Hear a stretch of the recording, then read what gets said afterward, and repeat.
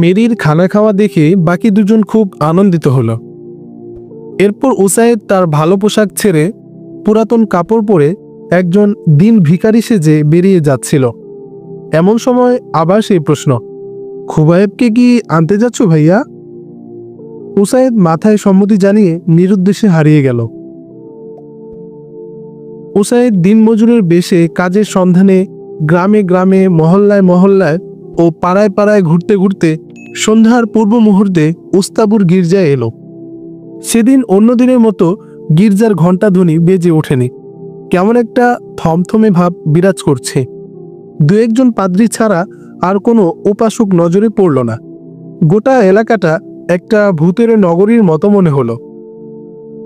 গির্জার অভ্যন্তরে ৩-৪ জন পাদ্রী বসে কালিমার জিকির করছিল। লা ইলাহা ইল্লাল্লাহ ঈসা রুহুল্লাহ, লা ইলাহা ইল্লাল্লাহ ঈসা রুহুল্লাহ। বেশ কিছুক্ষণ তারা এই জিকির করছিল। জিকির সমাপ্ত করে দীর্ঘক্ষণ মোনাজাত করল। এক পর্যায়ে উসাইদ তাদের ভিতর ঢুকে মোনাজাতে অংশগ্রহণ করল। উসাইদ পাদ্রীদেরকে চেনার চেষ্টা করল, কিন্তু চেনেনি। পাদ্রীরাও উসাইদকে চেনেনি। এক পাদ্রী উসাইদের পরিচয় চাইলে সে উত্তরে বলল, আমি একজন অসহায় খ্রিস্টান, কাজের সন্ধানে ঘুরছি, কোথাও কোনো কাজ পাই কিনা। পাদ্রী বলল, তাহলে গির্জায় কেন? উসাইদ বলল, রাত হয়ে গেছে, থাকার কোনো ব্যবস্থা নেই, তাই ভাবছি গির্জায় উপাসনাও করা যাবে আর রাত্র যাপনেরও একটা ব্যবস্থা হবে। তাছাড়া ফাদারের নিকট ভাগ্য উন্নয়নের জন্য আশীর্বাদ নিব, এ কারণে এখানে আগমন। কোন ফাদারের কথা বলছো? ফাদার জোহন, আমাদের প্রধান ফাদার। ফাদারের কোনো খবর পাওনি? না তো, তিনি কোথায়? ফাদার তো আর দুনিয়াতে নেই। বলশেভিক সৈন্যরা তাকে হত্যা করে ফেলেছে। তিনি এখন প্রভু যিশুর সান্নিধ্যে আছেন, তাকে আর খুঁজে পাবে না। আহা, তিনি কত ভালো মানুষ ছিলেন! কে তাকে হত্যা করেছে? মুজাহিদদের আস্তানায় হামলা করে বলশেভিকদের অনেক সৈন্য খোয়া গেছে। এই ঘটনাকে তারা মনে করেছে এটা ফাদারের গোপন ষড়যন্ত্র, তাই তারা তাকে হত্যা করেছে। তাহলে বলশেভিকদের হাতে কেউ বুঝি আর রক্ষা পাবে না? আগে ভেবেছি ওরা শুধু মুসলমানদেরই শত্রু, এখন বুঝলাম এরা আমাদেরও পরম শত্রু। তাহলে মুজাহিদরাই উচিত শিক্ষা দিতেছে। মাঝে মধ্যে শুনি এক এক জায়গায় মেরে ভূত বানাচ্ছে। আসলে ওরা উচিত কাজই করছে, কিন্তু ওরা তো আমাদেরও শত্রু, আমাদেরও তো ক্ষমা করে না। তা যাই হোক, কমিউনিস্টরা কোনো ধর্মকেই সাপোর্ট করে না। ওরা মসজিদ, মাদ্রাসা, গির্জা ও মন্দির সমানভাবে ধ্বংস করছে, আর মুজাহিদরা তা করেনি, আর এর কোনো প্রমাণও নেই। তাছাড়া ওরা আমাদের ঈসা মসিকে নবী হিসেবে মানে, বলশেভিকরা তো আর তা মানে না। বাধ্য ওসব আলোচনা। তুমি কি কাজ জানো আর কি কাজ করতে পারো তাই বলো। আমি কৃষিকাজ ও বাগান পরিচর্যা ভালো করতে পারি। তুমি আমার সাথে যাবে কি? আমার বাগানে কাজ করবে? যদি গরিবের প্রতি দয়া হয় তবে অবশ্যই যাব। কি হিসেবে কাজ করো? মালিক যেভাবে খুশি হয়ে থাকে। যেমন? কেউ রোজ হিসেবে বেতন দেয়, আর কেউ দেয় মাস হিসাবে, আবার কেউ কেউ করায় চুক্তি হিসাবে। আপনার যেভাবে সুবিধা হয় আমি সেভাবেই করব। খুব সুন্দর কথা। আমি তোমাকে রোজ হিসাবে বেতন দেব। বলো কত টাকা রোজ দিতে হবে? আমি 2-3 দিন বিনা বেতনে কাজ করব। আপনি আমাকে শুধু খাবার দিবেন। 2 দিনের কাজ দেখে আপনি আমার বেতন ধার্য করবেন, এতে আমি রাজি আছি। ভালো কথা, চলো আগামীকাল সকালে তোমাকে নিয়ে যাব। আজ রাতে এখানে অবস্থান করো। উসাইদ গির্জার অতিথিখানায় রাত যাপন করে সকালে পাদ্রির সাথে চলে গেল পাদ্রির বাড়িতে। পাদ্রি তাকে তার কাজ বুঝিয়ে দিল। তার কাজ হলো আপেল, আনার, বাদাম, পেস্তা ও অখরুট গাছের গোড়ায় সেচ দেওয়া, আগাছা দূর করা, পশু পাখির অত্যাচার থেকে রক্ষা করা আর নতুন নতুন ফলের চারা রোপণ করা। উসাইদ নিরলসভাবে কাজ করে যাচ্ছে। তার কাজ দেখে মালিক খুবই খুশি। অতীতে এমন শ্রমিক আর পায়নি। উসাইদ সেখানে কাজ করছে আর মনে মনে উজাইফের খবর নেওয়ার চিন্তা করছে। উজাইফ কোথায়, কি অবস্থায় আছে, কি করে উদ্ধার করা যায়, এসব নিয়ে ফিকির করছে। রবিবার দিন হলো সাপ্তাহিক ছুটির দিন। সে ছুটির দিন উপলক্ষে আশপাশের গ্রাম ও বাজারগুলো ঘুরে ঘুরে খোঁজ নিল। উসাইদের কর্মস্থল থেকে কুরগান 2 কিলোমিটার। কুরগানে রয়েছে বলশেভিকদের বিশাল ঘাঁটি। তাছাড়া মার্টবার্গ ও আর্টবার্গেও রয়েছে ছোট ছোট ছাউনি। উসাইদ সাহস করে রবিবার দিন বিকালে কুরগান ঘাঁটিতে গিয়ে হাজির হলো। দারোয়ান তাকে ভিতরে প্রবেশ করতে দেয়নি বলে গেটেই দাঁড়িয়ে রইল। উসাইদকে গেটে দাঁড়ানো দেখে একজন সিপাহী এসে জিজ্ঞেস করলো, কি হে, তোমাকে রুহানি বলে মনে হচ্ছে, না মুজাহিদদের গোয়েন্দা? তুমি কি তা সত্য করে পরিচয় দাও। স্যার, কি আমাকে কিছু বলছেন? কানে কম শোনো নাকি? তুমি কি রুহানি না গুপ্তচর? স্যার, কি বলছেন তা বুঝি না। আমি আমার মালিকের গাধা খুঁজতে খুঁজতে এদিকে এসেছি। তোমার মালিকের নাম কি?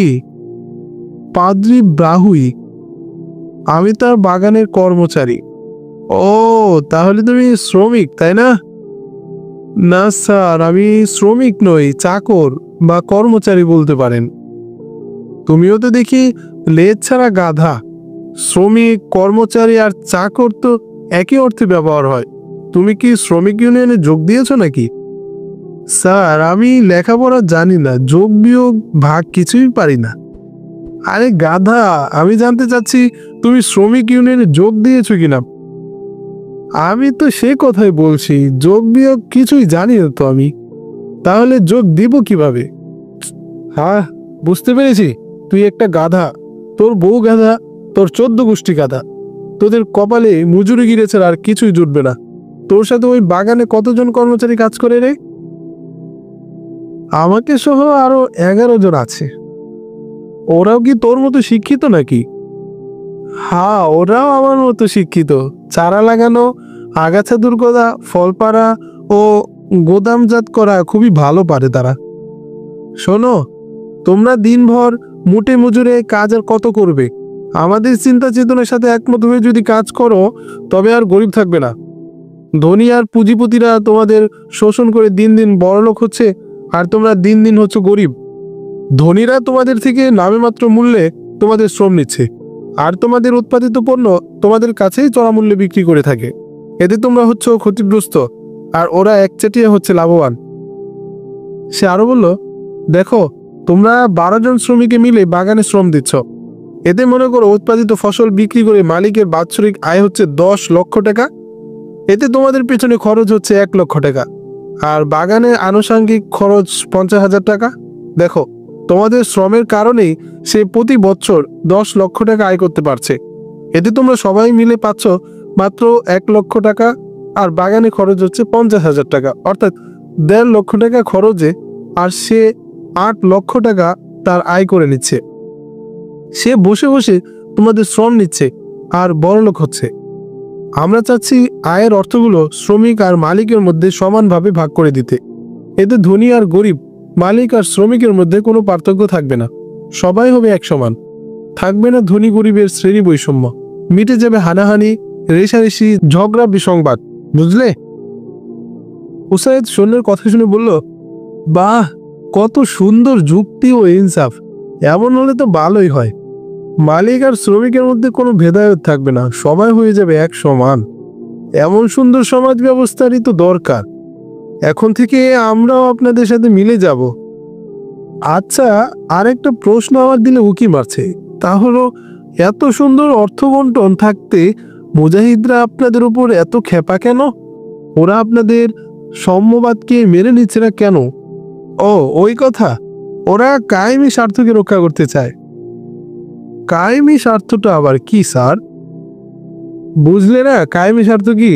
তাহলে ওরা মসজিদ, মাদ্রাসা, খানকা, গির্জায় বসে বসে গরিবদের শোষণ করে, বসে বসে হাদিয়া তোফা কুড়িয়ে সংসার চালায়, জান্নাত আর জাহান্নামের মিথ্যা ভয় দেখিয়ে তোমাদের থেকে অর্থ শোষণ করে।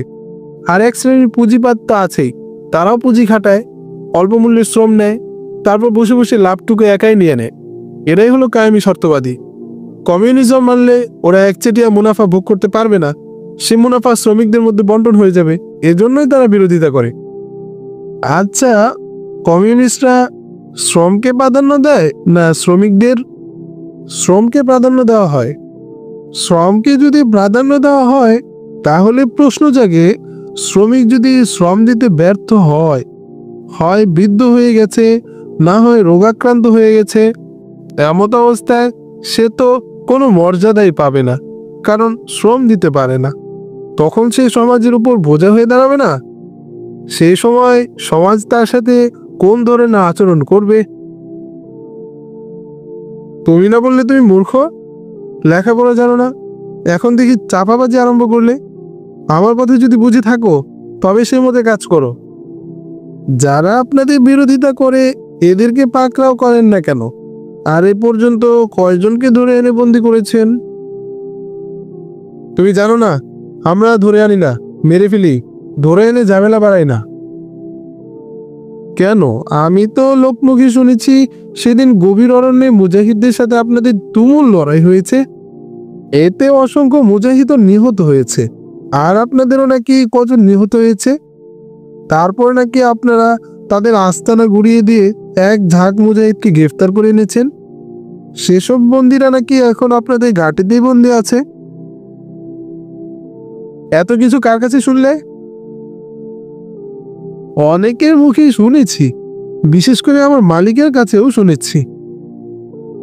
শোনো, অসম মিথ্যা গুজব, ভীতি ছড়ানোর জন্য এসব গুজব ছড়ানো হয়। সে যুদ্ধে মুজাহিদ বন্দি করা তো দূরের কথা, প্রাণ নিয়ে পালানো ছিল মুশকিল। আমাদের সাথীদের লাশও আনতে পারিনি। যাক, ওসব কথা বাদ দাও, যা বলছি তাই করো। জি স্যার, তাই করব, এখন যাচ্ছি। উসাইদ সুকৌশলে সৈন্যটির নিকট থেকে সংবাদ নিয়ে নিল যে তাদের কাছে কোনো বন্দী নেই। সে ভারাক্রান্ত মন নিয়ে পাদ্রির বাড়ি চলে এলো। পরদিন বলশেভিকরা আইন পাশ করলো যে অপরিচিত কোনো লোককে এলাকায় থাকতে দেবে না, এরাই নাকি মুজাহিদদের গুপ্তচর। এই আইন পাশ হওয়ার সাথে সাথে গোটা এলাকায় তল্লাশি করে কিছু পথিক আর কিছু শ্রমিক গ্রেফতার করে থানায় নিয়ে গেল। এর মধ্যে উসাইদ ছিল। হায়, ভাগ্যের কি নির্মম পরিহাস! এক সাথীকে উদ্ধার করতে গিয়ে নিজেই গ্রেপ্তার হয়ে গেল। এই সংবাদ চারদিকে ছড়িয়ে পড়লে দলে দলে মানুষ এসে বন্দীদের দেখতে লাগলো। বন্দীদের উপর চলল অমানসিক নির্যাতন। আমি উসাইদকে পাঠিয়ে দিয়ে অশ্ব নিয়ে ঊর্ধ্বশ্বাসে ছুটে চললাম।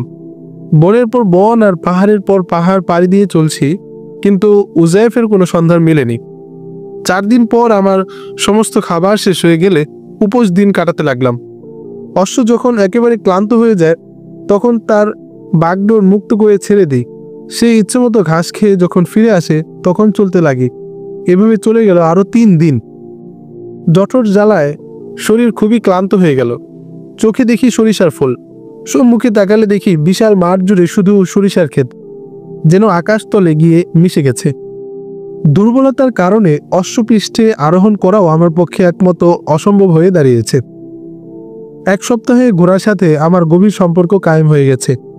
এর মধ্যে আমি তাকে যুদ্ধের বেশ কিছু কলা কৌশলও শিক্ষা দিয়েছি। ট্যাকটিলা পাহাড় পর্বতে আরোহী নিয়ে কিভাবে ওঠানামা করতে হয়, দুশ্মন এলাকায় কিভাবে চলতে হয়, পাথুরে অঞ্চলে কিভাবে হাঁটতে হয় এবং খরস্রোতা নদী কিভাবে পাড়ি দিতে হয় তা ভালোভাবে শিক্ষা দিয়েছি।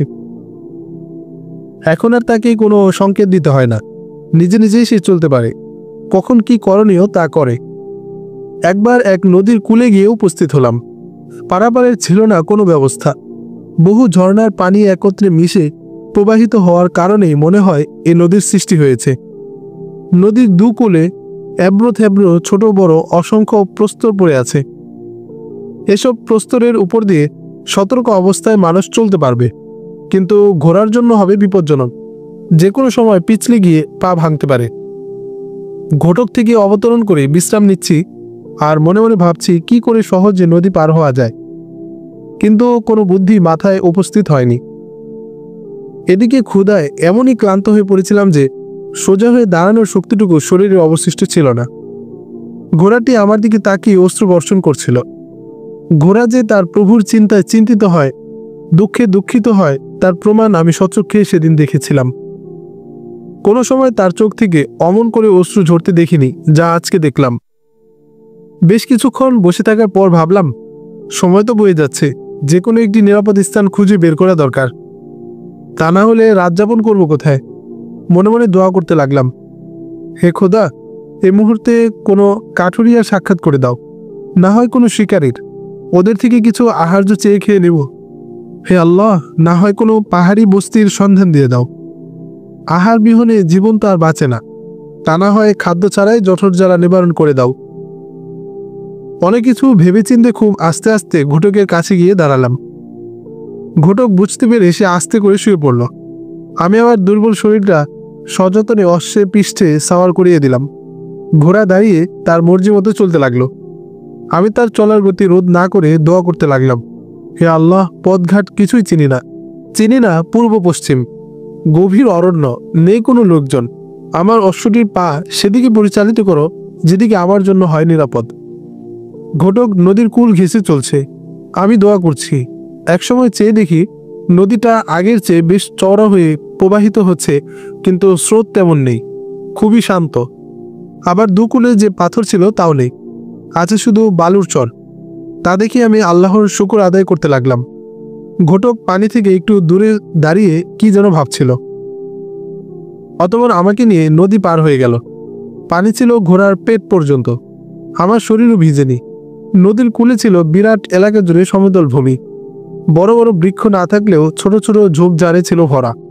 সমতল ভূমির পশ্চিম ও উত্তর পাশ দিয়ে ঘেরা ছিল সুউচ্চ পর্বত শ্রেণী। ঘটক পাহাড়ের ঢাল বেয়ে অগ্রসর হতে লাগলো। তখন ছিল বৈকাল বেলা, খরতাপ ছিল মন্দীভূত। ঘটক চলছে আপন গতিতে আনমনে। উপত্যকা বেয়ে চলতে চলতে সম্মুখে এক অনুচ্চ পাহাড় পথ আগলে দাঁড়িয়ে আছে। ঘটক আস্তে আস্তে পাহাড়ের উপর আরোহণ করতে লাগলো। এক পর্যায়ে শীর্ষে উঠে হাঁপাতে লাগলো। অশ্ব পৃষ্ঠে বসে পশ্চিমের নিম্নদেশে তাকিয়ে দেখি কতগুলো কুঁড়ে ঘর নিয়ে ছোট একটি বস্তির মতো দেখা যাচ্ছে। আসলে এটা বস্তি কিনা তা বুঝতে পারিনি। আহা, এটা যদি বস্তি হতো তবে কতই না ভালো হতো, এই ছিল দিলের তামান্না। অশ্বটি এবার নিম্ন দেশে নামতে লাগলো। এভাবে চলতে চলতে গোধূলি লগ্নে উক্ত বস্তিতে এসে পৌঁছলাম। আমাদের দেখে বস্তির লোকজন দৌড়ে এলো। আমার পোশাক পরিচ্ছদ দেখে একজন মুজাহিদ হিসাবেই মনে করেছে। লোকজন আমার পরিচয় জানতে চাইলে বললাম, আমার নাম খুবাইব, আমি একজন মুজাহিদ, পথ হারিয়ে এখানে এসেছি। আমি ক্ষুধার্ত ও ক্লান্ত, আমাকে কিছু খেতে দিন। একজন দয়ালু ব্যক্তি সাথে সাথে 2 গ্লাস গরম দুধ আর কিছু রুটি ও ভুনা গোশত এনে দিল। আমি আল্লাহর শুকর আদায় করে তা খেয়ে নিলাম। তারপর একটি মাঠে জামাতে নামাজ আদায় করলাম। বহুদিন পর জামাতে নামাজ আদায় করে খুবই তৃপ্তি পেলাম। তীব্র শীতের কারণে সকলেরই শরীর ছিল ঢাকা, এমনকি আমারও। চোখ দুটি ছাড়া দেখার বা চেনার কোনো উপায় ছিল না। যে লোক ইমামতি করেছে এবং যে ব্যক্তি ইকামত দিয়েছে, এরা জামাত দাঁড়ানোর কারণে আমার পরিচয় জানতে পারেনি। নামাজ সমাধার পর একজন অর্ধবয়সী লোক আমার হাত ধরে বললেন, মুসাফির মিয়া, তুমি তো খুবই ক্লান্ত পরিশ্রান্ত, এসো আমার সাথে আমার ঘরে, সেখানে তোমার বিশ্রামের ব্যবস্থা করছি। তিনি অপর একজনকে বললেন, ঘোড়াটিও খুব ক্লান্ত ক্ষুধার্ত, তার ঘাস, ভুসি, চনা এবং পানির ব্যবস্থা তুমি করো। ঘোড়াটির পেট ভরিয়ে আমার দেহলিজে নিয়ে এসো। এই বলে লোকটি আমার হাত ধরে নিয়ে গেলেন তার মেহমানখানায়। সেখানে আরো 2 জন লোককে কম্বল মুড়ি দিয়ে শুয়ে থাকতে দেখলাম। এরা কি এবারের না এলাকার না আমার মতো মুসাফির তা বুঝতে পারিনি। গৃহকর্তা কিছুক্ষণ পর এক গাঠরি শুষ্ক কাঠ এনে শীত নিবারণের জন্য আগুন ধরিয়ে দিলেন। তারপর নিয়ে এলেন কিছু বিস্কুট আর চা। আগুনের পাশে কয়েকটি বেতের নির্মিত মোড়া এনে সাজিয়ে রাখলেন। উক্ত 2 ব্যক্তি 2টি মোড়া দখল করে বসলেন। গৃহকর্তা বারবার বলার পর আমিও উঠে একটি মোড়ায় গিয়ে বসলাম। গৃহকর্তা বড় বড় মগ ভর্তি করে দুধ পাত্তি চা দিলেন। আমরা চায়ে বিস্কুট ভিজিয়ে খেলাম ও চা পান করলাম। সত্য কথা বলতে কি, মনে হচ্ছিল এটা চা নয়, শারাবান তহুরা বা মৃত সঞ্জীবনী সুরা। উক্ত চা পান করার সাথে সাথে শরীরের ক্লান্তি দূর হয়ে গেল। মনে হচ্ছিল জীবনে কোনোদিন কষ্টই করিনি। অর্থাৎ আরামের আতিশয্যে অতীতের সমস্ত ক্লান্তিকে ভুলে গেলাম। তাই আল্লাহর শুকুর আদায় করতে লাগলাম। কিছুক্ষণ পর প্রথম সাক্ষাতে যাদের নিকট আমার পরিচয় দিয়েছিলাম, সেসব লোক এসে সালাম দিয়ে ঘরে প্রবেশ করলো। আমরা একটু একটু চেপে বসে তাদেরকেও বসতে দিলাম। অতঃপর একজন প্রশ্ন করলেন, মুসাফির ভাই, আপনার আলোচনা লোকমুখে শুনেছি রেডিওতেও। আসলে আপনি কি সে ব্যক্তি কিনা তা জানি না।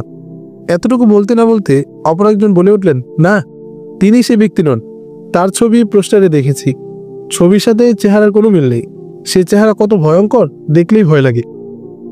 অপর এক ব্যক্তি বললেন, মুসাফির ভাই, আপনি যখন আমাদের এখানে পা রাখছিলেন তখন আপনাকে অনেক পরিশ্রান্ত দেখাচ্ছিল। মনে হচ্ছিল অনেক দূর পথ সফর করে এসেছেন। আসলে কোত্থেকে কিভাবে এসেছেন তা জানতে ইচ্ছা করে, বলবেন কি? আসলে আমি কোথা থেকে এসেছি তা ঠিক বলতে পারি না, তবে এতটুকু বলতে পারি আমার যাত্রা আরম্ভ হয়েছিল উজিরাবাদ থেকে। অতঃপর উস্তুবারের উত্তর দিক দিয়ে বনে ঢুকেছিলাম, তারপর দিক হারিয়েছি। বনে ঢোকার কারণ কি ছিল? আমার 3 জন সাথী নিখোঁজ। একটি যুদ্ধের পর তাদেরকে খুঁজে পাওয়া যাচ্ছিল না, তাই খুঁজতে এসেছি। আহা, মুজাহিদদের উপর খুব জুলুম অত্যাচার চলছে। এমন তারা খেয়ে কয়েক সপ্তাহ আগে আমাদের এখানে আরো 2 জন মুজাহিদ এসে আশ্রয় নিয়েছেন। একজন তো খুব মুমূর্ষু ছিলেন, চিকিৎসার পর একটু আরোগ্য হয়েছেন। এরা কোথায়? এই তো আপনার পাশে বসা। তখন আমি তাদের পরিচয় জানতে চাইলে বললেন, আমার নাম বরকতুল্লাহ, আর অঙ্গুলি নির্দেশে ইনি হলেন কুদরতুল্লাহ। আমরা 2 জন আনোয়ার পাশা শহীদ রহমতুল্লাহ এর তরবিয়ত ইয়াফতা সহকর্মী। কোকান্দজের রক্তক্ষয়ী সংঘর্ষে আমরাও ছিলাম, সেখান থেকে আমরা এদিকে এসেছি। আচ্ছা, আপনাদের সাথে যারা ছিলেন তাদের 2-1 জনের নাম বলুন তো শুনি। আমাদের প্রাণপ্রিয় কমান্ডার খুবাইব জাম্বুলি, উজায়েব, উসাইদ, হাম্মাদ বেগ ও ইবনে রবি। খুবাইবের আরও কোনো পরিচয় জানা আছে? হ্যাঁ, তিনি বহু হামলার নায়ক। তার প্রত্যেকটি অভিযান অব্যর্থ। তিনি সায়েমি নাম্নী এক যুবতীকে নিয়ে ওসব যুদ্ধ করেছেন। তারপর আমাদের এখানে আসলে আমাদের আমির সাহেব রণাঙ্গনে তার বিবাহ পড়িয়ে দেন। তারপর দিনই তুমুল লড়াই আরম্ভ হয়।